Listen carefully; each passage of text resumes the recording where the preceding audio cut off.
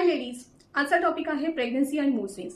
तुम्ही एक्सपिरियन्स केलं असेल राईट, की प्रेग्नन्सीमध्ये सडनली खूप हॅपी वाटतं, कधी रडायला येतं, कधी चिडायला होतं, मग राग निघतो कोणावर तरी. तर अशा वेळी आसपासचे लोक म्हणतात की आता तर बरी होती, अचानक काय झालं हिला.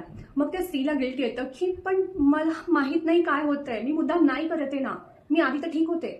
तर हे सगळं यामुळे होतं की प्रेग्नन्सीमध्ये हॉर्मोन्स प्रचंड वेगाने चेंज होत असतात आणि इस्ट्रोजन आणि प्रोजेस्टेरॉनची लेवल बदलते. मग ब्रेनमधलं इमोशनल वेगच बदलतं. यामुळे होतात हे सगळे चेंजेस. पण त्यावेळी प्रॉपर गायडन्स मिळत नसतो. फक्त समोरचा रिॲक्ट करतो, त्यावर ती स्त्री आत कुढत बसते आणि या सगळ्या माहोलचा परिणाम म्हणजे त्या बाळावर कुठेतरी होत असतो, जो डोळ्यांना दिसत नाही.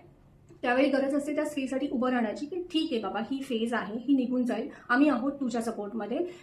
तू जशी आधी होतीस आमच्यासाठी तशीच आता पण आहेस. आणि स्त्रियांनो लक्षात ठेवा की हे मूड स्विंग्स होणं हे ॲबनॉर्मल नाही आहे.